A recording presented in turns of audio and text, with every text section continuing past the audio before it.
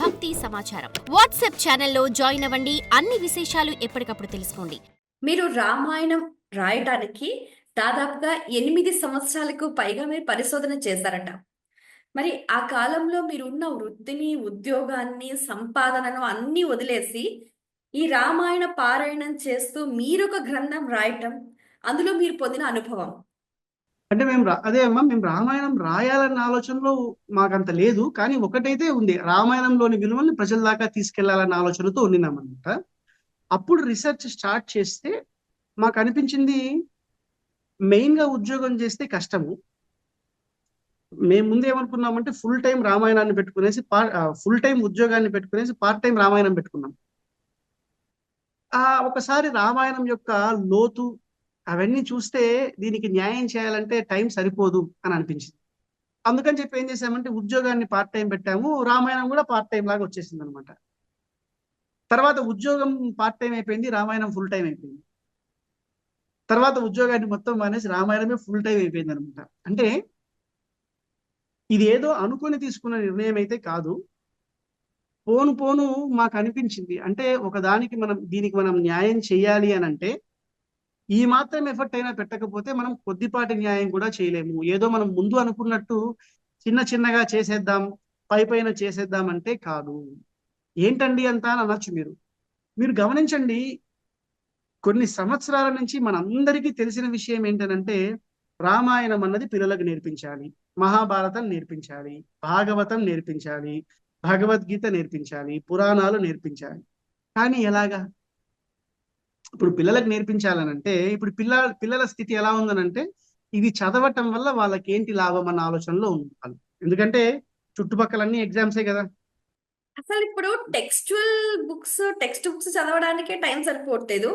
అసలు ఇలాంటి పుస్తకాలు చదవడం అసలు ఆ ఆలోచన కూడా పిల్లలకి రావట్లేదేమో అసలు నాకు తెలిసి. అంటే ఇప్పుడు చదవడం కూడా తగ్గిపోయింది కదా. మరి అలాంటి నేపథ్యంలో మీరు ఇన్ని పుస్తకాలు రాస్తే అది పిల్లలకు చేరుతుందని ఎటువంటి నమ్మకం? మొదటిది మనకున్న ప్రశ్న ఏంటంటే, మనల్ని ప్రశ్నిస్తున్న వాళ్ళందరూ నేను వీటిని ఆధ్యాత్మిక గ్రంథాలని అనట్లేదు. రామాయణం, మహాభారతం ఆధ్యాత్మికతను చెప్పవా అంటే చెప్తాయి ఆధ్యాత్మికతను కూడా.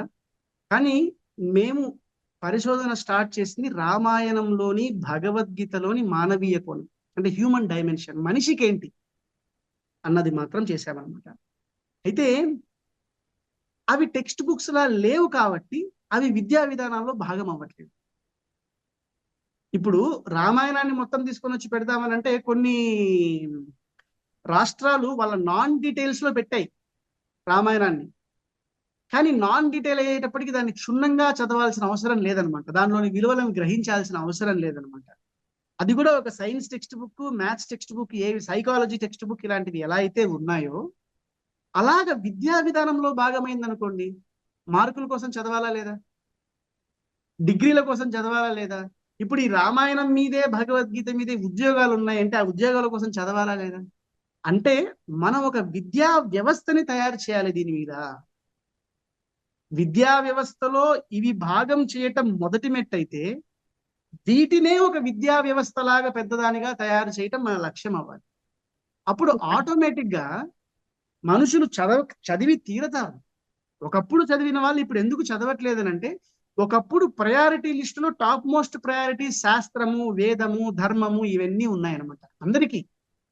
ఈ రోజు టాప్ ప్రయారిటీ లిస్ట్ లో ఏముందనంటే, నాకు ఐఐటి జేఈలో ఫస్ట్ ర్యాంక్ వస్తుందా, లేకపోతే ఎంబీబీఎస్ లో ఫస్ట్ ర్యాంక్ వస్తుందో, లేకపోతే లాలో ఫస్ట్ సీట్ వస్తుందో లేదో అని ఒక రేస్ లో మనం ఉన్నాం తప్ప ఇవి ప్రయారిటీ అని తెలియదు. సో మొదటిది ఇవే విద్యా విధానంలో భాగం అవ్వాలి, వీటి మీద విద్యా విధానం ఆధారపడి ఉండాలి అన్న వైపు మనం అడుగులు వేయాలి. మొదటిది. అప్పుడు అందరూ ఖచ్చితంగా చదవాల్సి వస్తుంది. రెండు, మీరన్నట్టు గత కొద్ది రోజులుగా మేము అబ్జర్వ్ చేస్తున్నది ఏంటంటే పేరెంట్స్ ఆలోచన తీరు మారుతోంది, పాజిటివ్ సైడ్కి వస్తుంది. పేరెంట్స్ కూడా ఎలా ఆలోచిస్తున్నారంటే కేవలం చదువే కాదు, మా పిల్లలకి కొద్ది రోజుల కిందట మేము ఎలా చూసేవాళ్ళం అంటే స్విమ్మింగ్ నేర్పించాలి, అది నేర్పించాలి, ఇది నేర్పించాలి అన్న ఆలోచనలు స్టార్ట్ అయ్యాయి. ఇప్పుడు ఎలా ఉందంటే స్విమ్మింగ్ నేర్పించాలి, స్విమ్మింగ్ తో పాటు ఎవరన్నా రామాయణం చెప్పినా, భాగవతం చెప్పినా, భగవద్గీత చెప్పినా వాటిలో కూడా మా పిల్లల్ని జాయిన్ చేయాలి.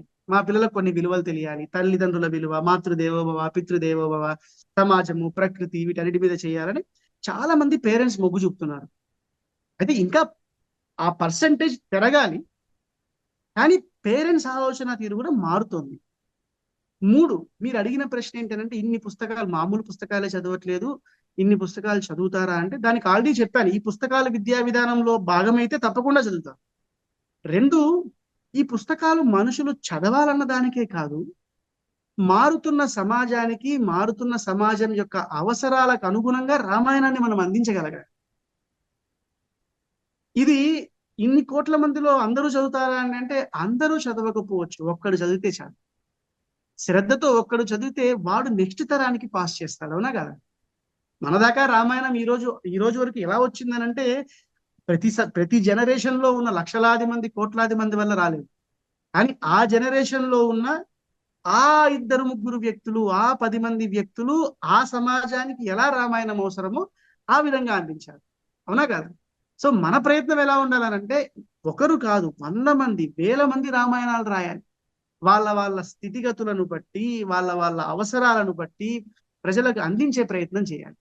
అప్పుడు ఒకరికి పాట రూపంలో ఇష్టం ఉంటుంది, ఒకరికి నృత్యం రూపంలో ఇష్టం ఉంటుంది, ఒకరికి స్టోరీ రూపంలో ఇష్టం ఉంటుంది, అవునా కదా?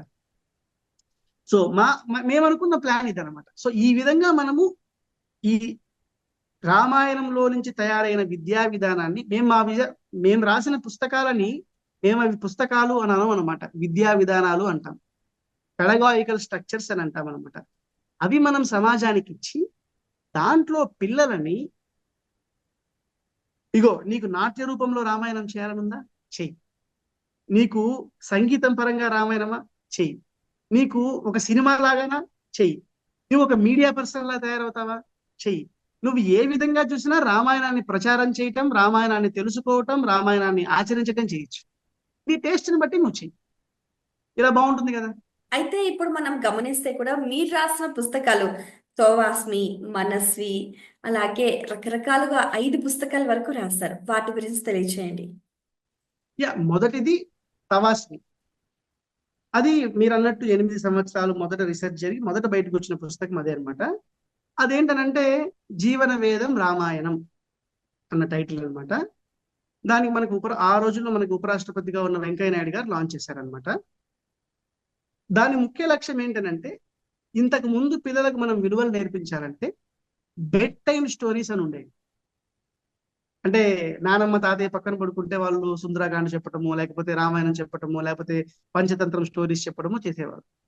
అలా బెడ్ టైమ్ స్టోరీస్ అన్నది మళ్ళీ మనం తిరిగి పునరుద్ధరించాలి అన్న నేపథ్యంలో ఒక తండ్రికి కూతురుకు మధ్య జరిగే సంభాషణ రూపంలో వాల్మీకి రామాయణాన్ని యథాతథంగా చెప్తూ రాముడి 16 గుణాలని మనం ఏ విధంగా అంటే 6 కోణాలలో 5W1H అంటాం అనమాట. వాట్ అంటే ఈ గుణం ఏంటి, వై మనిషికి ఎందుకు అవసరం, వెన్ ఎప్పుడు రాముడు ఈ గుణాన్ని మనకు చూపించాడు, వేర్ ఎక్కడెక్కడ ఈ గుణాన్ని మనం పాటిస్తుంటే ఏ ఇబ్బందులు వస్తాయి, హౌ వాటిని ఎలా అధిగమించవచ్చు, మన జీవితంలో మనం ఆకలింపు చేసుకోవచ్చు, హూ అంటే రాముడే కాక ఇంకెవరన్నా ఇలాంటి గుణాన్ని చూపించారా.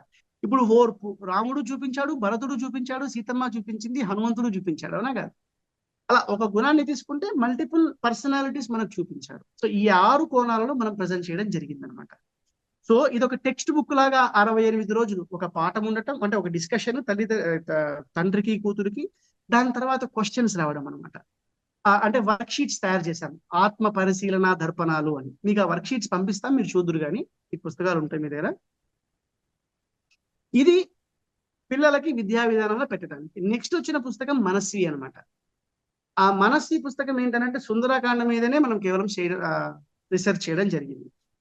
Art of mind management from Sundarakanda. అంటే హనుమంతుల వారు నేను చెయ్యలేను అన్న స్థితి నుంచి లంకకు వెళ్ళి లంక యొక్క వైభవాన్ని చూసి, అయ్యో నేను నాతో పాటు నీలుడు, అంగదుడు, సుగ్రీవుడు తప్ప ఇంకెవ్వరూ ఇక్కడికి రాలేరే అన్న స్థాయి నుంచి, నాకు సీతమ్మ దొరకకపోతే ఏమైపోతుందో అన్న ఒక భయం నుంచి చివరికి ఎలా వెళ్ళాడనంటే జయత్యతి బలో రామో లక్ష్మణశ్చ మహాబలః రాజా జయతి సుగ్రీవో రాఘవేనాభిపాలితః అని అశోకవనాన్ని మొత్తం ధ్వంసం చేసి సీతమ్మకు ధైర్యం చెప్పేటప్పుడు మద్ విశిష్టాశ్చ తుల్యాశ్చ, అమ్మా వానరులలో నాకన్నా గొప్ప వాళ్ళు, నాతో సమానులు ఉన్నారు తప్ప నాకన్నా తక్కువ వాళ్ళు ఎవరు లేరమ్మా అని చెప్తాడనమాట.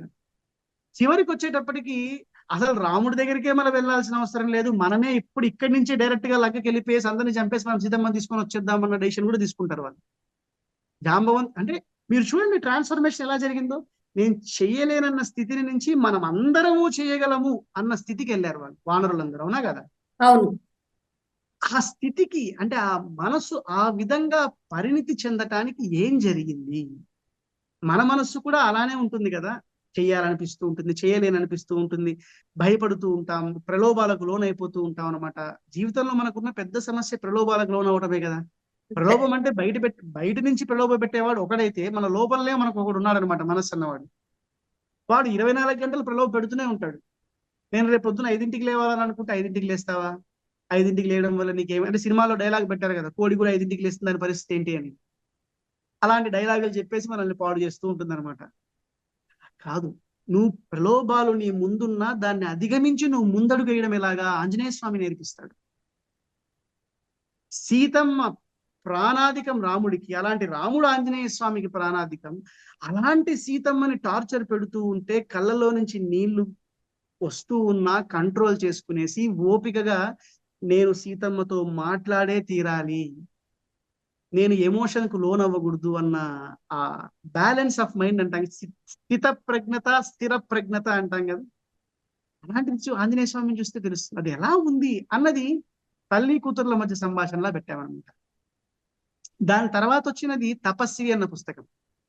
ఈ తపస్వి అంటే ఏంటనంటే ఈ రోజులో మనకి ఏం అవసరం. ఫర్ ఎగ్జాంపుల్, మనకి ఎమోషనల్ ఇంటెలిజెన్స్ అవసరము, డెసిషన్ మేకింగ్ స్కిల్స్ అవసరము, ఉమెన్ ఎంపవర్మెంట్ అంటే స్త్రీలను గౌరవించటం ఎలాగా, వాళ్ళకు వాళ్ళకు ఆపర్చునిటీస్ కలిగించటం ఎలాగా ఈక్వల్ గా. అంతేకాదు నీకు ఫర్ ఎగ్జాంపుల్ రెసిలియన్స్ అంటే దృఢంగా నువ్వు తయారవటం ఎలాగా. ఈ గుణాలన్నీ విద్యార్థులకు అవసరం కదా. ఒక్కొక్క గుణాన్ని తీసుకునేసి ఏ టు జెడ్, ఏ నుంచి జెడ్ వరకు గుణాలు తీసుకునేసి ఈ ఒక్కొక్క గుణం రామాయణంలో ఎలా ఉంది అని ఒక ప్రొఫెసర్ కి ఒక విద్యార్థికి మధ్యలో ఉన్న సంభాషణ లాగా చేయడం జరిగింది అనమాట. దాని తర్వాత వచ్చిన పుస్తకం వైదేహి. ఈ వైదేహి అన్న పుస్తకం ఎందుకు వచ్చిందనంటే, చాలా మంది రామాయణాన్ని చదవకుండా, అంటే వాల్మీకి రామాయణాన్ని చదవకుండా మిగతా రామాయణాలని చదివి, ఆల్రెడీ వక్రభాష్యాలు రాసిన రామాయణాలు చదివి వీళ్ళు కూడా వక్ర దృష్టితో రామాయణాన్ని చూసి, రాముడు అంటే స్త్రీలను అగౌరవపరిచిన వ్యక్తి, రామాయణం అంటే స్త్రీలకు విరుద్ధంగా ఉన్న వ్యవస్థ అని ఎన్నో పుస్తకాలు రాశారు. ఆ పుస్తకాలన్నింటినీ మేము కొని ఆ పుస్తకాలలో ఏ ఏ అంశాలు రాశారో తెలుసుకునేసి ఒక్కొక్క దాన్ని పట్టుకునేసి వాల్మీకి రామాయణం ఆధారంగా మీరు చేసిన విమర్శ ఎటువంటి సబ్స్టెన్స్ లేదు, చూడండి మీరు అసలు ఎవరన్నా ఫెమినిస్ట్ ఉన్నాడంటే the world's best feminist and the first feminist is Rama, and world's first feministic society is Ramayana అని రామాయణంలో ఉన్న స్త్రీ పాత్రని మొత్తం వాల్మీకి రామాయణం అనుగుణంగా రీసెర్చ్ చేస్తూ ప్రజెంట్ చేసిన పుస్తకం అన్నమాట వైదేహి. ఇప్పుడు రామరాజ్యం అన్న ఒక పుస్తకం తీసుకొని వస్తున్నాము. అది ఏంటనంటే, మీరు గమనించండి, యూపీఎస్సీ ఎగ్జామ్స్ ప్రిపేర్ అయ్యే వాళ్ళకి మన పిల్లల హిస్టరీ బుక్స్ లో చరిత్ర అన్న వెంటనే 3 రకాలుగా చెప్తారు: ancient, medieval and modern. Ancient అంటే పాస్ట్, మిడివల్ అంటే మన మీద దండయాత్ర చేసిన తర్వాత ముఘల్స్ వీళ్ళందరూ పరిపాలించిన టైం, మోడర్న్ అంటే బ్రిటిషర్స్ పరిపాలించిన టైం అనమాట. ఆ చరిత్రలో మనకి యూపీఎస్సీ లాంటి ఆ సంస్థలలో కూడా ఆ ఎగ్జామ్స్ కి ప్రిపేర్ అయ్యే వాళ్ళు కూడా మిడివల్ అండ్ మోడర్న్ హిస్టరీ మీద ఎక్కువ ఫోకస్ ఉంది తప్ప ఏన్షియంట్ ఇండియన్ అడ్మినిస్ట్రేషన్ మీద ఫోకస్ లేదు. అంటే ఇంతకు ముందు భారతీయ పరిపాలనా విధానం ఎలా ఉంది అని అంటే పెద్ద ఫోకస్ ఏం లేదనమాట.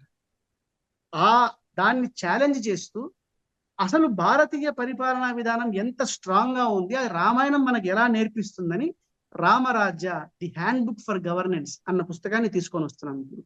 దీంట్లో మనకి రామాయణంలో వివిధ వ్యక్తులు, భరతుడు రాముడు మధ్య సంభాషణ, ఇలా వేరే వేరే వ్యక్తులు అందరి మధ్య జరిగిన సంభాషణ ద్వారా పరిపాలనను పరిచయం చేయటం. రెండవది ఆ పరిపాలనని డిఫరెంట్ డైమెన్షన్స్ లో అనలైజ్ చేయడం. అంటే ఇంటర్నేషనల్ రిలేషన్స్ ఎలా ఉన్నాయి రామాయణంలో, క్రైసిస్ మేనేజ్మెంట్ ఎలా ఉంది రామాయణంలో, రామాయణంలో స్మార్ట్ సిటీస్ అంటున్నాం కదా ఈరోజు మనం, ఆ స్మార్ట్ సిటీస్ ఎలా ఉన్నాయి అని దాదాపు ఒక 9 డైమెన్షన్స్ లో అనలైజ్ చేసామన్నమాట. దాని తర్వాత వెల్ఫేర్ స్టేట్ అని అంటున్నాం మనం ఈరోజు, సంక్షేమ పరిపాలన అని. అసలు సంక్షేమం అంటే ఏంటి, అభివృద్ధి అంటే ఏంటి, ఈ రెండు కలిసి నడవగలవా? అంటే జస్ట్ ఫ్రీగా అన్ని ఇచ్చేస్తే అది పరిపాలన అయిపోతుందా? అలా అని ప్రజా అవసరాలను తీర్చకపోతే పరిపాలన అవుతుందా? అభివృద్ధే కేంద్రంగా మారి పరిపాలన చేస్తే అది పరిపాలన అవుతుందా? ఎలా రాముడు సాధించాడు? రామరాజ్యం ఎందుకు బెస్ట్ వెల్ఫేర్ స్టేట్ గా మారింది? ఆ రామరాజ్యంలో అభివృద్ధి మూలమా, లేకపోతే సంక్షేమం ప్రధానమా?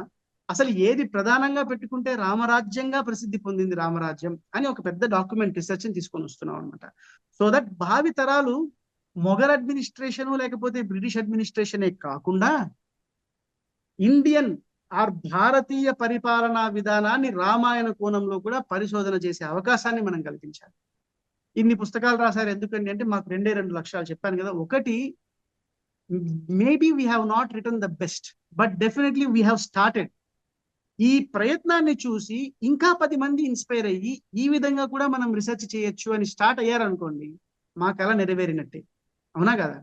రెండవది, తవాస్మి అన్న పుస్తకము 5th, 6th, 7th, 8th పిల్లల కోసం రాయడం జరిగింది అనమాట.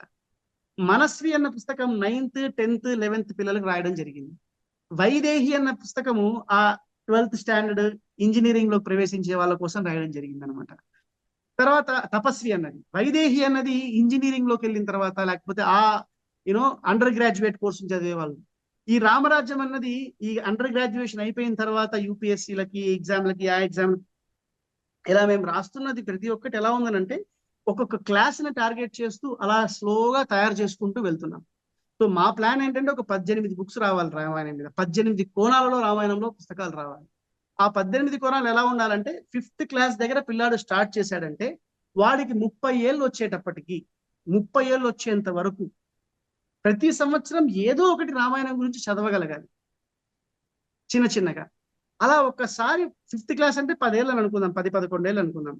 అన్నేళ్ల నుంచి దాదాపు ఒక 30 ఏళ్ల వరకు వాడు రామాయణాన్ని చదువుతున్నాడని అంటే he becomes walking and talking Ramayana, నడిచే రామాయణంగా వాడు మారుతాడన్నది మా ఆలోచన అనమాట. నాకున్న డౌట్ ఏంటంటే అసలు మీ ప్రయత్నం అనేది చాలా అమోఘంగా ఉంది.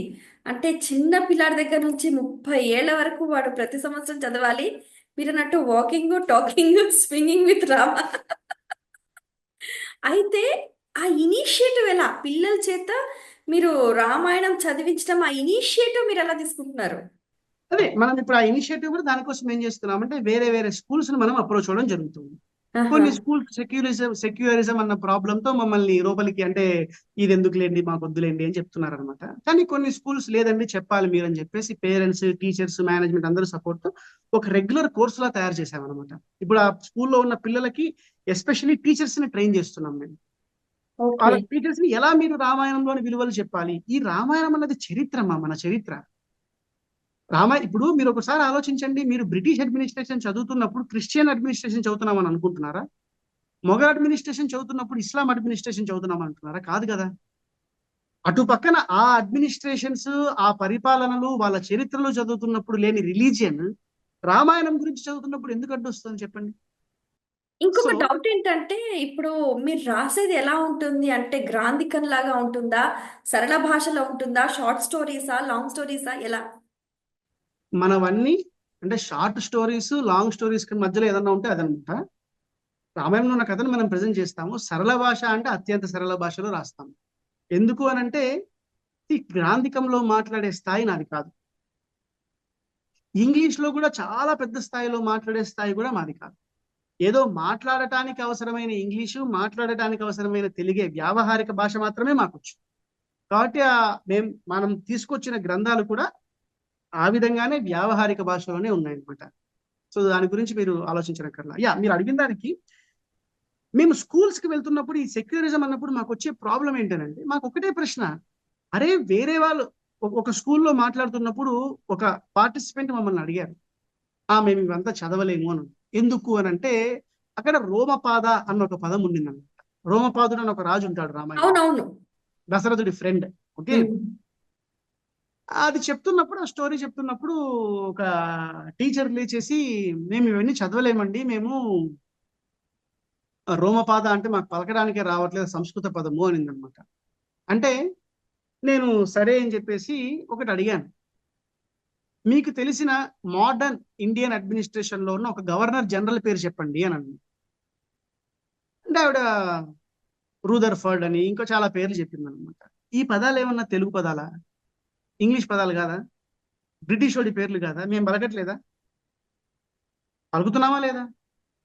దాన్ని ఏ కోణంలో చూస్తున్నాము? సెక్యులర్ ఎడ్యుకేషన్ అని చెప్పేసి దాంట్లో నువ్వేం నేర్చుకోవచ్చు అంతవరకే చూస్తున్నావు తప్ప, వాడి పేరు ఆ విధంగా ఉంది కాబట్టి నేను పలకను, ఇది ఇంకొక రిలీజియన్ కి సంబంధించిన అంశము అని మనం మాట్లాడుతున్నామా? జిజియా అన్న ఒక ట్యాక్స్ వేశారు. ఈ జిజియా అన్న పదం సంస్కృత పదం కాదే, మన భారతీయులము లేకపోతే ఇండియన్స్ అని చెప్పుకుంటున్న ల్యాండ్ కి సంబంధించిన భాష కాదు కదా అని చెప్పేసి వాళ్ళ గురించి చదవడం మానేశామా? లేదు కదా. అలాంటి ఆ ఇద్దరి అడ్మినిస్ట్రేషన్ చదవటానికి లేని సెక్యులరిజం ప్రాబ్లం రాముడు అన్న వెంటనే, రామాయణం అన్న వెంటనే ఎందుకు వస్తోంది? భగవద్గీత అన్న వెంటనే ఎందుకు వస్తోంది? ఈ రోజు మనం అనుకుంటున్న ఏ కుల వ్యవస్థ అయితే ఉందో, రిలీజియన్ వ్యవస్థ, మత వ్యవస్థ అయితే ఉంది, వీటన్నిటికీ అతీతం కదా రామాయణం అన్నది. రామాయణ కాలంలో ఇన్ని మతాలు ఉన్నాయా? రామాయణ కాలంలో ఇన్ని కులాలు ఉన్నాయా? లేవే. మరి వీటన్నిటికీ అతీతంగా ఉన్న వ్యవస్థని చదవటం అన్నిటికీ అవసరం కదా అని మేము మాట్లాడడం జరుగుతోంది. చాలా స్కూల్స్ కూడా ఇంట్రెస్ట్ చూపిస్తున్నాయి. కొందరు వర్క్ షాప్స్ ఇస్తున్నారు, కొందరు ఏం చేస్తున్నారంటే ఈ వర్క్ షాప్సే కాదండి, మీరు రెగ్యులర్ కోర్స్ అని చెప్పేసి వారానికి 2-3 పీరియడ్స్ ఇస్తున్నారు మాకు. సూపర్. కొందరు స్కూల్సే కాకుండా కొన్ని కార్పొరేట్ సంస్థలు ఉన్నాయన్నమాట, వాళ్ళకు కూడా మేము లీడర్షిప్ ఫ్రమ్ రామాయణ అని, వాళ్ళకి అంటే ఈ లీడర్షిప్ టెక్నిక్స్ అనండి, లేకపోతే కాన్ఫ్లిక్ట్ రెజల్యూషన్ అనండి, వాళ్ళ సేల్స్ ఎలా చేసుకోవచ్చు అని చెప్పేసి, నెగోషియేషన్ స్కిల్స్ అని డిఫరెంట్ స్కిల్స్ ఉన్నాయి. వాటన్నింటి మీద కూడా వర్క్ షాప్స్ చేయడం జరుగుతుంది అనమాట. సో ఇలా పిల్లలని, అలా కాలేజ్ పిల్లల్ని అందరినీ మనము టార్గెట్ చేయడం టార్గెట్ అంటే వాళ్ళకి పరిచయం చేసే ప్రయత్నం చేస్తున్నాం. చాలా మంది పిల్లలు మీరు చూసారంటే నెట్ లో కొట్టండి, రామాయణ శంఖారావం అని, మనం రామనారాయణం విజయనగరం కేంద్రంగా ఒక కాంక్లేవ్ జరిగింది. అక్కడ ఎంతో మంది పెద్దలు వచ్చేసి రామాయణం, వాల్మీకి రామాయణమే ప్రమాణము అని ఆ వేదికలో చెప్పారనమాట. దాని తర్వాత వారధి అని జరిగిందనమాట ఒక కాంక్లేవ్. దాంట్లో దాదాపు 200 మంది పిల్లలు పార్టిసిపేట్ అయ్యి కేవలం పిల్లలు రామాయణంలోని వివిధ కోణాలను ఆవిష్కరించారమ్మా. అది మీరు చూసారనంటే, అబ్బా ఇంత బాగుంటుందా పిల్లలకు మనం రామాయణం నేర్పిస్తే. కేవలం ఒక 2-3 నెలలు ట్రైనింగ్ ఇచ్చాం వాళ్ళకి. ఆ 2-3 నెలల్లో వాళ్ళు మాట్లాడిన మాట చూస్తే మాకే గూస్ బంప్స్ వచ్చాయి. పిల్లాడికి మనం చెప్తే ఇంత దాన్ని ఓన్ చేసుకుంటాడా? అయితే రైట్ ఏజ్ లో చెప్పాలి మనం. సో ఇదంతా జరుగుతుందమ్మా, బ్యాక్ ఎండ్ లో ఇదంతా జరుగుతుంది. ఇవన్నీ కాకుండా మేమే పర్సనల్ గా TCIP, తవాస్మి కల్చర్ ఇమర్షన్ ప్రోగ్రామ్ అని ఆన్లైన్ ప్రోగ్రామ్ ఒకటి చేస్తున్నాం. ప్రతి సాటర్డే సండే ఉంటుందన్నమాట. దాంట్లో వారానికి 1 గంట పిల్లాన్ని మాకు ఇస్తే చాలు, 4 అంశాలు పరిచయం చేస్తాం. దేశం, ధర్మం, దైవం, దృఢం. దేశం అంటే, నాయనా నువ్వు చదువుతున్న చరిత్రలో నీ దేశం సంబంధించిన వాళ్ళు ఏం కనుక్కోలేదని అనుకుంటున్నావు, కానీ నీ దేశానికి సంబంధించిన శాస్త్రవేత్తలు ఎందరున్నారో రామాయణంలో 10⁻64 అంటే 64 సున్నాల గురించి, ఒకటి తర్వాత 64 సున్నాలు ఉంటే ఏమంటారో చెప్పారనమాట. అంటే సున్నా తెలియకుండా ఒకటికి విలువ లేదు కదా. అంటే రామాయణ కాలానికే సున్నా కనుక్కున్నారని కదా. మరి ఏదో ఇప్పుడు 300 BC 400 BC వెనకల మీ ఇండియన్స్ 0 కనుక్కున్నారని మనకు నేర్పిస్తున్నారు. ఎంతో శాస్త్ర పరిజ్ఞానం మనకుంది. టైం కొలవటం మిగతా వాళ్ళకి రానప్పుడు మనం మన్వంతరాలు, కల్పాలు ఇవన్నీ కొలిచాము. అవునా? అది ఎలా ఉంది అని దేశంలో చెప్పబోతున్నాం అనమాట. ధర్మం అంటే ధర్మానికి మూలం రామాయణం కాబట్టి రామాయణం ఆధారంగా ధర్మాన్ని నేర్పించటం, అవసరమైనప్పుడు భగవద్గీత, భాగవత ఇత్యాది ఉపనిషత్తు వీటన్నిటి గురించి పరిచయం చేయడం జరుగుతుంది. దైవం అంటే ఏంటో, భగవంతుడు 2 చేతులు, 4 చేతులు, 2 కాళ్ళు వేసుకొని ఇలా వచ్చేసి అదే కాదు నాన్న. దైవం అంటే నీ చుట్టూ ఉన్న ప్రతి విశేషము, ప్రకృతి విశేషము దైవంతో సమానమే. నువ్వు దైవాన్ని చూడాలంటే నీళ్ళలో చూడొచ్చు, తల్లిలో చూడొచ్చు, తండ్రిలో చూడొచ్చు, నీ చుట్టూ ఉన్న గాలిలో చూడొచ్చు. లేచి కాలు కింద పెడుతున్నావు, అమ్మా నా పాదాలతో తొక్కుతున్నాను క్షమించు, స్నానం చేస్తున్నావు గంగేచి యమునే చేయవా, బయటికి వెళ్తున్నావు ఆపదామపహర్తారం, ఒక వర్క్ స్టార్ట్ చేస్తున్నావు శుక్లాం వరదరం విష్ణు, అంతా అయిపోయి ఇంటికి వస్తున్నావు కాయేన వాచ మనసేంద్రియర్వా, పడుకునేటప్పుడు రామస్కందం హనుమంతం వైనతే. ఇలా నువ్వు అనుకుంటే ప్రతి కోణంలో భగవంతుణ్ణి ఫీల్ అవ్వచ్చు. ప్రకృతిలో ఉన్న దైవం, ఆ దైవీ విశేషం నీతో ఎప్పుడు మాట్లాడాలని, నిన్ను కాపాడాలని, నీకు స్పందించాలన్న ప్రయత్నం చేస్తూనే ఉంది. నువ్వు రెడీనా అని నేర్పించే మూడో అంశం. ఈ మూడు అంశాలు జస్ట్ కథల రూపంలో శ్లోకాల రూపంలోనే కాకుండా ప్రాక్టీస్ చేయించే విధంగా ప్రాక్టీస్ షీట్స్ ఇస్తున్నాం అనమాట. దాన్ని మనం దృఢం అని అంటున్నాం. So 4D approach. ఆ 4D అప్రోచ్ దేశం, ధర్మం, దైవం, దృఢం. గంట ఇస్తే చాలు. ఆన్లైన్ క్లాస్ ఇది. ఆన్లైన్ లోనే చెప్తున్నాం అనమాట. ఎక్కడికి పోనక్కర్లేదు. ఇంట్లో కూర్చొని గంట సేపు వింటే చాలు. ప్రాక్టీస్ చేస్తే చాలా అయిపోయింది. వారానికి ఒక గంట ఇవ్వలేరా చెప్పండి? అందుకని ఈ ప్రయత్నం కూడా చేయడం జరుగుతుంది. ప్రస్తుతం ఉన్న ట్రెండ్ ఎలా ఉందంటే అంత 1 minute కి పడిపోయింది. ఏమైనా సెల్లో ఇలా 1 minute లో చూసే ఇన్స్టాగ్రామ్ సిచ్యువేషన్ వరల్డ్ అనేది నడుస్తున్నది. మరి ఇంత ఫాస్ట్ జనరేషన్, ఇంత ఫాస్ట్ గా ఉన్న ఈ సొసైటీలో మీరు రాసే రామాయణం, తులసి లాంటి ఎన్నో అద్భుతమైన పుస్తకాలు ఏ విధంగా చేరువవుతాయి అంటారు అందరికీ? అది అంటే మీరు అన్నది సగం కరెక్టే అమ్మా. కానీ కొంత పాటుతో నేను అంగీకరించాను. ఎందుకనంటే పిల్లలు 1 minute కోసం చూస్తున్నారా అంటే, పిల్లలకు మనం ఏది నేర్పిస్తే అదే అమ్మా. ఇప్పుడు మా దగ్గర చాలా మంది క్లాసెస్కి వస్తుంటారు కదా. ఒక చిన్న ఎగ్జాంపుల్ చెప్తాను వినండి. ఒక పిల్లాడు మా దగ్గరికి వచ్చినప్పుడు మేము భగవద్గీతలో యుక్తాహార విహారస్య అన్న శ్లోకం చెప్పాను. అంటే ఎంత అవసరమో అంత ఆడుకో, ఎంత అవసరమో అంత నిద్రపో, ఎంత అవసరమో అంత తిను, లైఫ్ ని బాగా హ్యాపీగా ఎంజాయ్ చెయ్యి అని చెప్పాను. ఆ పిల్లాడి బర్త్డే వచ్చినప్పుడు ఆ పిల్లాడి వాళ్ళ తల్లిదండ్రులు ఆ అబ్బాయిని 5-star హోటల్కి తీసుకెళ్లారు. సాయంత్రం తీసుకెళ్తే ఆ అబ్బాయి ఫ్రూట్ బౌల్ ఆర్డర్ ఇచ్చాడు. ఎంత పిల్లాడు, 8 ఏళ్ళు ఉంటాయి ఆ పిల్లాడికి. వాళ్ళ అమ్మ వాళ్ళు పేచీ పెట్టారు. మరి ఇక్కడ దాకా వచ్చి నువ్వు ఫ్రూట్ బౌల్ ఆర్డర్ ఇస్తావంటే, ఇంతమందిని పిలిచాము నీ బర్త్డే పార్టీకి, అందరూ బాగా తింటూ నువ్వు ఫ్రూట్ బౌల్ తింటే బాగుంటది కదా అంటే, ఆ అబ్బాయి ఒకటే మాట అన్నాడు, అమ్మ నువ్వు పొద్దున నాకు ఇంట్లో మంచిగా వంట చేసి పెట్టావు, నేను కడుపు నిండా తిన్నాను, నాకు ఇప్పుడు ఆకలి వేయట్లేదు. ఎవరో ఏదో అనుకుంటారని చెప్పేసి నాకు ఆకలేకపోయినా నేను ఎందుకు తినాలమ్మా, ఇప్పుడు ఫ్రూట్స్ నాకు చాలు అని చెప్పిన వెంటనే ఆ తల్లిదండ్రులు నాకు ఫోన్ చేశారు, గురుగారు మా పిల్లాడికి ఏదో అయిపోయింది అని. అంటే నేను చెప్పాను, అమ్మా అయ్యింది మీ పిల్లాడికి కాదు మీకు. వాడు కరెక్ట్ గానే ఉన్నాడు. వాడికి ఏదైతే మంచి అని చెప్పాము అది మంచి అని స్వీకరించి పాటిస్తున్నాడు. వాడు పాటించింది ఎవరంటే పెద్దలు. పెద్దలు ఎలా తయారయ్యారంటే రామాయణం మహాభారతం చదవాలి, కానీ నా కోసం కాదు పక్కనోడి కోసం. కానీ ఈ రామాయణం, భారతం, భాగవతం ఎప్పుడు చదవాలి అని అందరికీ మైండ్ లో ఉండిపోయిందని అంటే ఆఫ్టర్ రిటైర్మెంట్, వెన్ అదే they will get the lot of time. అది మారాలి కదా. మారుతుంది. ఎప్పుడు మారుతుంది అని అంటే చెప్పాను కదా, విద్యా విధానంలో ఇవి రావాలి ఒకటి. రెండవది తల్లిదండ్రులు మారి చిన్నప్పటి నుంచి నేర్పించాలి. ఇప్పుడు మారుతున్నారు కొందరు. నేను అనేది ఏంటంటే ఈ 1 minute వీడియోలు చూసే వాళ్ళు ఎక్కువ శాతం ఎవరున్నారంటే పెద్దలు ఉన్నారు. మీరు యూట్యూబ్ లో స్టాటిస్టిక్స్ చూడండి ఎప్పుడైనా నెట్లోకి పోయిన తర్వాత, ఏ ఏజ్ గ్రూప్ ఎక్కువ ఈ షార్ట్ వీడియోస్ చూస్తారంటే పెద్దలు. కానీ పిల్లలకి మనం చక్కగా ఒక అరగంట పాఠమో, ఒక 15 నిమిషాల పాఠమో వాళ్ళకి పంపించామంటే వాళ్ళు ఏకాగ్రతతో ఆ పాఠాన్ని చూస్తారు వాళ్ళు. ఎందుకంటే వాళ్ళకు పొల్యూషన్ అన్నది తెలియదు. అదే కదా పిల్లలు వాళ్ళని మనం తయారు చేసే దాన్ని బట్టి మన పిల్లలు రెస్పాండ్ అవుతారమ్మా. 1 minute లో చెప్పేస్తేనే వింటాము అని అంటే 1 minute టైం లేని పెద్దలకి. ఎందుకంటే వీడు పొద్దు నుంచి ఏదో పొడి చేస్తున్నారన్న ఫీలింగ్ తో 1 minute కూడా లేనట్టు ఫీల్ అయిపోతూ ఉంటాం మనం. కానీ పిల్లలు అలా లేరు. వాళ్ళకి ఇంట్రెస్ట్ ఉంది అని అంటే చూడండి, ఏ పిల్లలైనా చూడండి, ఒక గేమ్ నచ్చిందంటే అది ఆడుతూనే ఉంటాడు, బోరు కొట్టనే కొట్టదు వాడికి. అలానే ఒక చక్కటి పాట వినిపించండి పిల్లాడికి. మేము మా ఇంట్లో ఒక పిల్లాడిని చూసామన్నమాట. ఒక పాట వినిపించడం స్టార్ట్ చేశాం, ఆ పాట నచ్చింది. ఎన్నిసార్లైనా అదే పాట కావాలంటాడు తప్ప ఆ పాటను బోర్ అయితే అనేవాడు. సో ఈ 1 minute ఆలోచన పెద్దలకు ఎక్కువగా ఉంది. మనము ఆ పెద్దలను అలా వదిలేసి, నాయన మీరు ఎలాగో అలా అయిపోయారు, మీ పిల్లల్ని మాకు ఇవ్వండి, మీ పిల్లలకి మేము రామాయణాన్ని అలవాటు చేస్తాం, మీ పిల్లలకు భగవద్గీతను అలవాటు చేస్తాం, మీ పిల్లలకు ఉపనిషత్తులు చెప్తాం, ఉపనిషత్తులోని కథలు చెప్తాం, పంచతంత్రం కథలు చెప్తాం, మారల్ ఎడ్యుకేషన్ ఇస్తాం.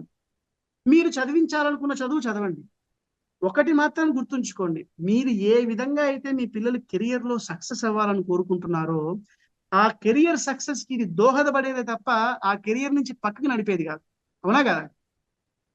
శ్లోకాలు చదవటం వల్ల నీ యొక్క ధారణ శక్తి పెరిగితే అదే ధారణ శక్తి నీ రెగ్యులర్ ఎడ్యుకేషన్ లో ఉపయోగపడుతుంది, అవునా కదా? సో అలా నీ పిల్లాడి యొక్క భవిష్యత్తుకు ఉపయోగపడేదే తప్ప ఈ విలువలతో కూడిన విద్య ఆ పిల్లాన్ని ఏదో ఒక స్వామీజీ లాగానో లేకపోతే ఇంకొక లాగానో తయారు చేసి నీకు దూరం చేసి వాడి విద్యకు దూరం చేసే విధానాలు అయితే కావు అని మనం క్లియర్ గా చెప్పడం జరుగుతోంది. పేరెంట్స్ కూడా చాలా మంది వింటున్నారు. అంటే ప్రతి చోట ఇబ్బందులు ఉంటాయమ్మా, అంటే మీరు అన్నట్టు ఇలా ఉన్నారు కదా పేరెంట్స్, అంటే ఉన్నారు. కానీ అలాంటి 100%లో కనీసం ఒక 25%, 30% పేరెంట్స్ మా పిల్లలకు మంచిని అందించాలి అన్న ఆలోచనలో అయితే ఉన్నారు. సో అలాంటి వారిని గుర్తించాలి, అలాంటి వారిని ప్రోత్సహించాలి కదా. మీరు అనుకున్న సంకల్పం చాలా గొప్ప సంకల్పం. చిన్న పిల్లాడి దగ్గర నుంచి ఒక ఎదిగి జీవితంలో స్థిరపడే వరకు ఒక వ్యక్తికి రామాయణం ఎన్ని దశల్లో, ఎన్ని రకాలుగా, ఎన్ని విధాలుగా ఉపయోగపడుతుందో మీరు అందరికీ దాన్ని చేరువ చేసే ప్రయత్నంలో ఉన్నారు. కానీ ఇక్కడ ముఖ్యంగా మారాల్సింది ఆ విద్యను చెప్పేవాళ్ళు, బోధించేవాళ్ళు, తల్లిదండ్రులు, టీచర్స్, మన చుట్టూ ఉన్నవాళ్ళు. ఫస్ట్ వీళ్ళల్లో మార్పు వస్తే పిల్లల్లో ఆటోమేటిక్గా మార్పు వచ్చేస్తుంది. దానికి సొల్యూషన్ చెప్పమంటారా? ఇప్పుడు పేరెంట్స్ కి టీచింగ్ చెప్తానంటే ఎంతమంది పేరెంట్స్ వస్తారు చెప్పండి? నువ్వెవడో మాకు చెప్పడానికి, మాకు రామాయణం తెలుస్తారంటారు, అవునా కదా?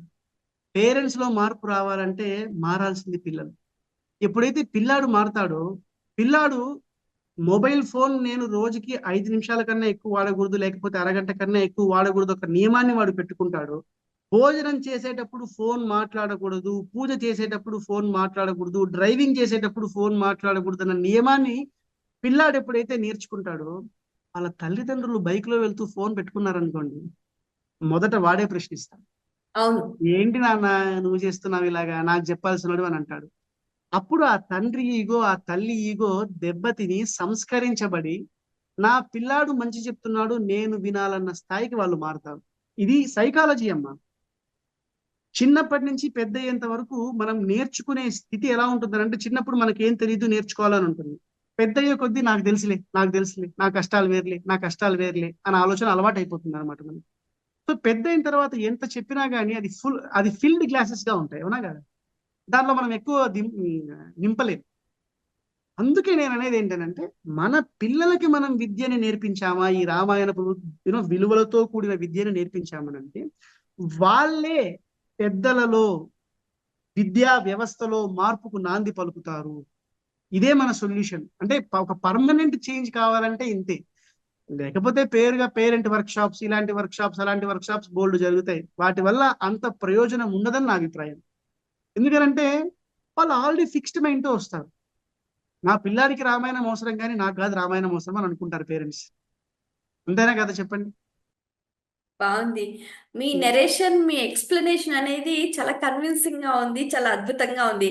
కానీ మీ కష్టం, మీరు ఇప్పుడు ఏదైతే ఒక రెగ్యులర్ లైఫ్ లో పొందలేని ఆనందం కానీ ఏదైతే ఉందో అది ఇప్పుడు మీరు పొందుతున్నారా? అగైన్ లేకపోతే ఏదైనా అయ్యో మిస్ అయిపోయామే అన్న ఫీల్ ఎప్పుడైనా కలిగిందా? ఈ ఈ జర్నీలో మాకు తెలిసింది ఏంటంటే, ఆనందం అన్నది బయట ఎక్కడో ఉండదు, మనలోనే ఉంటుంది. ఆనందాన్ని నీ అంతరంగంలో నుంచే అన్వేషించు, నీ అంతరంగంలోనే అన్వేషించు అన్నది ఒక మంచి సూత్రం మేము తెలుసుకున్నాం. అయితే నేను ఉద్యోగం చేసి ఎన్ని డబ్బులు సంపాదించినా, ఎన్ని ఇల్లు కొనుక్కున్నా రాని ప్రశాంతమైన నిద్ర నేను ఇప్పుడు ప్రశాంతంగా నిద్రపోతాను. అదైతే గుండెల మీద చేసుకొని చెప్పగలుగుతాను. అండ్ ఆ రామాయణాన్ని చదువుతున్నప్పుడు నాకు ఏం వస్తుంది అని పక్కన పెట్టండి, రోజులో రామాయణాన్ని నేను చదువుతూ ఉన్నప్పుడు, ఆ శ్లోకాలను నేను మళ్ళీ మళ్ళీ చదువుతూ ఉన్నప్పుడు ఆ కలిగే ఒక అనుభూతి ఉంది చూసారా? ఆ అనుభూతి ఎన్ని కోట్లు ఇచ్చినా, ఎన్ని గుర్తింపులు వచ్చినా, ఎన్ని బిరుదులు వచ్చినా, లేకపోతే ఎన్ని సత్కారాలు లభించినా గానీ అది రాదు. ఆ రామాయణంలోని శ్లోకంతో ఆ శ్లోకాన్ని నువ్వు చదువుతూ ఉన్నప్పుడు ఒక తల్లిలాగా ఆ శ్లోకం మనతో మాట్లాడుతూ ఉంటుందన్నమాట. మనం మాట్లాడాలే గాని ఆ శ్లోకాలు జస్ట్ పుస్తకంలో ప్రింట్ చేసిన శ్లోకాలు కాదమ్మా. అవి మనతో మాట్లాడడానికి ప్రయత్నం చేస్తూ ఒక తల్లికి ఉన్న వాత్సల్యం ఎంతైతే ఉంటుందో అంత వాత్సల్యంతో మన కోసం ఎదురు చూస్తున్న శ్లోకాలు అవి, మాటలు అవి. ఒక తల్లి ఒక పిల్లాన్ని ఎలా అయితే నెమురుతుందో ఆ శ్లోకాలను మనం పట్టుకున్నప్పుడు ఆ ప్రతి శ్లోకము, పాదము, పదము మనల్ని నెమురుతూనే ఉంటుందన్నమాట. అంతటి వాత్సల్యం అన్నది ఆ కొద్దిగా అనుభవిస్తున్నామనే చెప్పాలి, కానీ ఇంకా అనుభవించాలన్న కోరిక ఉంది కాబట్టి మిగతా వాటి మీద అంత ధ్యాస రావట్లేదు. బాగుంది. యా. శ్లోకాలు మాట్లాడతాయా అని అంటే వినడానికి విచిత్రంగా అనిపిస్తోంది. శ్లోకాలు మాట్లాడటమే కాదు, శ్లోకాలు ప్రేమిస్తాయి నిన్ను, వావ్! శ్లోకాలు రక్షిస్తాయి నిన్ను. శ్లోకాలు రక్షిస్తాయన్న మాట అయితే వాస్తవం, కానీ శ్లోకాలు ప్రేమిస్తాయి అనేది కొత్తగా వింటున్నాం. అంతే కదమ్మా. ఇప్పుడు తండ్రి గురించి ఎవరు చెప్తారు మనకు, చెప్పండి? తండ్రి గురించి మనకు చెప్పేది ఎవరు? తల్లే కదా. మరి రామయ్య మన తండ్రి అయినప్పుడు, రామచంద్రుడు మన తండ్రి అయినప్పుడు, ఆ రామచంద్రుడి గురించి చెప్పింది ఎవరు మనకి? రామాయణం. అంటే రామాయణం మన తల్లే కదా. మరి తల్లి అంటే వాత్సల్యానికి ప్రతిరూపం కదా. మీరు రాసిన త్వవాస్మి, మనస్వి, తపస్వి, వైదేహి, శ్రీరామరాజ్యం పుస్తకాలు నిజంగా ఓ పెద్ద మార్పుని తీసుకురావాలి, ప్రతి ఒక్కరిని చైతన్యపరచాలి, ఆలోచింపజేయాలి, చక్కగా రాముడిలాగా సన్మార్గంలో నడవాలి, ధర్మాన్ని ఆచరించాలి అన్న మీ సంకల్పం నెరవేరాలని మేము కూడా మనస్ఫూర్తిగా ఆకాంక్షిస్తున్నాం. చివరిగా మా ప్రేక్షకులకు మీరు ఇచ్చే సందేశం. ఇది మా సంకల్పం కాదమ్మా. ఎంతో మంది ఎన్నో కష్టాలు పడి రామాయణాన్ని మన దాకా అందించారు. సో మనం కూడా భావితరాలకి వాల్మీకి రామాయణాన్ని యథాతథంగా అందించాలి అన్నది మనకు ఒక బాధ్యత. సో ఆ ఆ బాధ్యతలో ఎంతో మంది చేస్తున్నారు. దాంట్లో మనం చిన్న, అంటే ఉడత సహాయం అని అంటాం కదా. అంటే ఉడత ఉందో లేదో తెలియదు రామాయణంలో, వాల్మీకి రామాయణంలో లేదు, కానీ అదేదో సహాయం చేసిందని అంటున్నాం కదా. అలానే మనం కూడా చేస్తున్నామో లేదో తెలియదు, కానీ ఏదో చేస్తున్న ఫీలింగ్ లో ఉన్నాం కదా. సో అలాంటి పని మనం చేయాలి. అది భావి తరాలకు అందించాలంటే పుస్తక రూపంలో కాదు, మన ఆచరణాత్మకంగా అందించాలి. ఇది నమ్మండి. రామాయణాన్ని, వాల్మీకి రామాయణాన్ని చదవండి, నిజాన్ని తెలుసుకోండి, అది మీ జీవితంలో భాగం చేసుకోండి. తప్పకుండా రాముడంతటి వాళ్ళం ఖచ్చితంగా అయి తీరుతాం. రాముడంతటి వాళ్ళం, జటాయు అంతటి వాళ్ళం, విశ్వామిత్రుడు అంతటి వాళ్ళం, లక్ష్మణుడు, భరతుడు, శత్రుఘ్నుడు, వీళ్ళందరినీ మనకు పరిచయం చేసింది రామాయణం. సో మనలో ఎవరిని ఆవిష్కరిస్తుందో అది రామాయణానికే తెలుసు, కానీ మంచిని మాత్రం తప్పకుండా ఆవిష్కరిస్తుంది. మనలో ఉన్న రావణాసురుణ్ణి అంతం చేసి, మనలో ఉన్న సత్వగుణాన్ని, అంటే మంచి గుణాలని, మంచి వ్యక్తిత్వాలని ఖచ్చితంగా ఆవిష్కరించి మనల్ని భావి భారత పౌరుల్లాగా తీర్చిదిద్దుతుంది అని మేము విశ్వసిస్తున్నాం. మీ అందరినీ ప్రార్థిస్తున్నాం. చాలా చక్కగా సెలవిచ్చారండి. నిజంగా చాలా అద్భుతంగా ప్రవచించారు. ఎన్నో విషయాలను అర్థమయ్యే రీతిలో సులువైన విధానంలో మా అందరికీ తెలియజేసినందుకు ధన్యవాదాలు. జై శ్రీమన్నారాయణ. జై శ్రీరామ్. జై శ్రీరామ్ అండి. సో వీక్షించారు కదండి, ప్రతి ఒక్కరూ కూడా రామాయణాన్ని చదవాలి, రామ మార్గంలో నడవాలి, ధర్మానికి ప్రతిరూపంగా నిలవాలి. ఇదే సంకల్పం, సత్సంకల్పం. సర్వే జన సుఖినో భవంతు. ఇది ఇవాల్టి కార్యక్రమం. నమస్కారం. For more videos like this, subscribe Big TV channel.